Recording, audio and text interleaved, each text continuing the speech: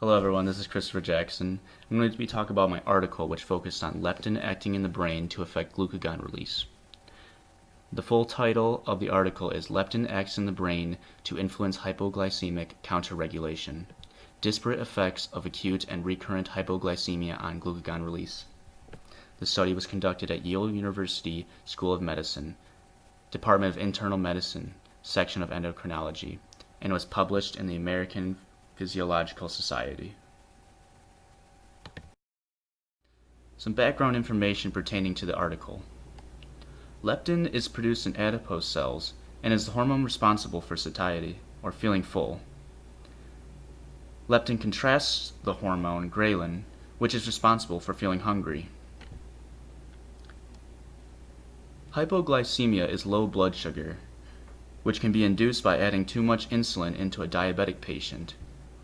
It can also be induced by not eating enough carbohydrates in your diet. Hyperglycemia is high blood sugar, a result of insulin deficiency and diabetes. Glucagon is the hormone produced by alpha cells of the pancreas. Glucagon functions to raise blood sugar. Meanwhile, insulin is the hormone produced by beta cells of the pancreas. It functions to lower blood sugar.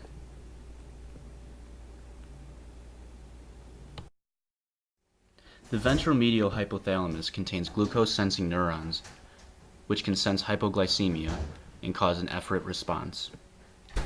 Hypoglycemia in non-diabetic patients will cause reduced leptin secretion in order to promote the intake of carbohydrates, reduced insulin secretion so that your blood glucose level does not go any lower. And it also causes for increased levels of glucagon and epinephrine in order to raise your blood glucose levels. When I saw the word counterregulation many times throughout the paper, I just thought about negative feedback in homeostasis. A way to counterregulate hypoglycemia is to secrete glucagon in order to raise your blood sugar. Repeated hypoglycemia adversely affects the brain in counterregulating hypoglycemia.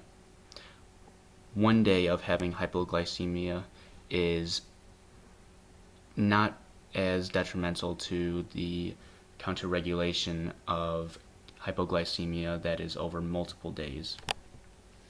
Hyperglycemia is somewhat counterregulated by leptin because it reduces the amount of glucagon released in the blood. It lowers blood sugar. Previous studies have shown this to be true, and it talked about this in the paper.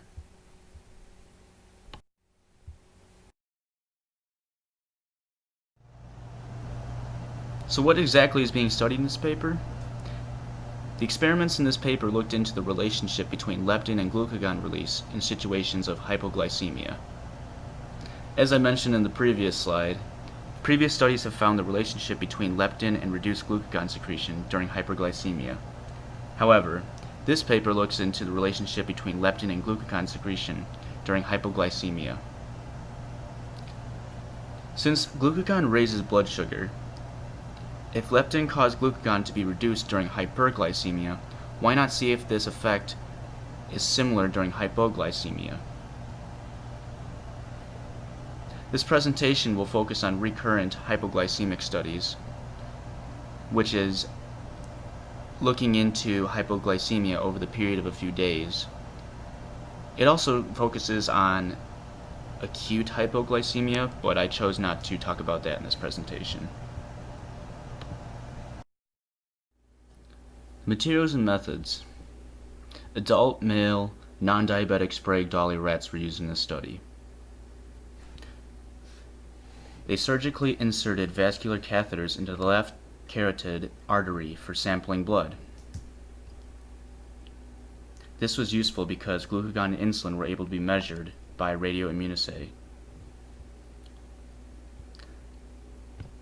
Vascular catheters were also inserted into the right jugular vein for infusion of artificial extracellular cerebrospinal fluid used as a control against the leptin.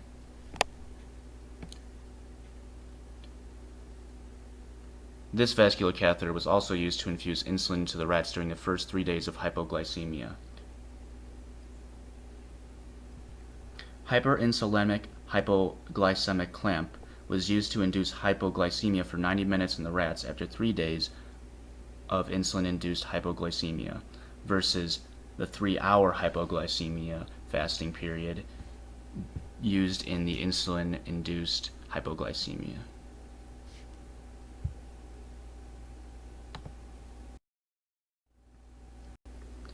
The results of recurrent hypoglycemia tests.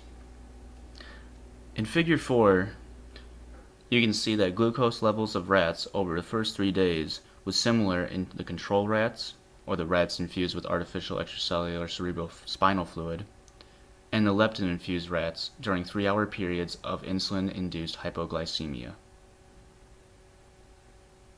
Typically, all of these results of the first 3 days were steady around 40 milligrams per deciliter of glucose concentration in the first 3 days. Figure 4b is on day 4 of hypoglycemia, or recurrent hypoglycemia. The article states on lines 431 to 434, plasma leptin levels were measured in overnight fasted rats that were either exposed to recurrent hypoglycemia or not, as in the case of the control. Basal plasma leptin levels were detectable in control rats, but undetectable, which is below 25 picograms per milliliter, in rats previously exposed to recurrent hypoglycemia. The thing to take away from this is that leptin was not detectable in the rats that were undergoing recurrent hypoglycemia, while the controlled rats had a level of leptin that was detectable.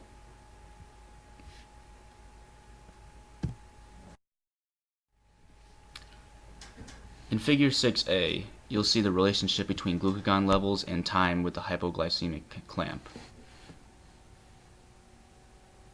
Glucagon levels were increased with leptin infusion, with the mean during the first 40 minutes, showing a 45% increase of glucagon, in contrast to controls with artificial extracellular cerebrospinal fluid.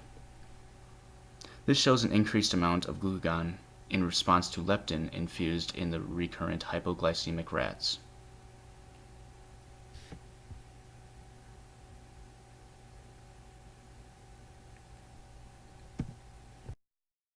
So what are some conclusions that can be made?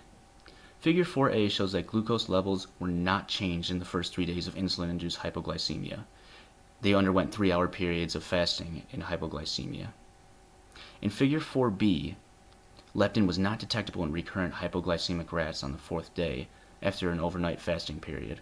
This is most likely to reduce satiety in these low blood sugar rats in order to promote the rats to take in carbohydrates and furthermore raise their blood sugar. Adding leptin to the recurrent hypoglycemic rats stimulated the release of glucagon into the blood, as shown in Figure 6a. This figure also shows that the rats without the added leptin did not see the increase of glucagon during recurrent hypoglycemia. On a side note, insulin secretion was not affected from leptin infusion during hypoglycemia. I chose not to include a figure on this because I'm focusing my presentation on glucagon. So why is all of this information important?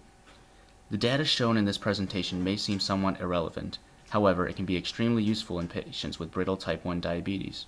Constant insulin-induced hypoglycemia can be life-threatening to patients who cause themselves to have too low plasma glucose levels. Too much insulin results in hypoglycemia, which can be dangerous, causes a person to have less leptin, causes less circulating glucagon to be in the blood. Furthermore, it makes this person less able to maintain homeostasis and bring plasma glucose levels back to normal. It's possible that by introducing a leptin treatment to a diabetic patient can help them to reduce hyperglycemia, less glucagon secreted, but it can also counteract the effect of diminished leptin/glucagon during hypoglycemia.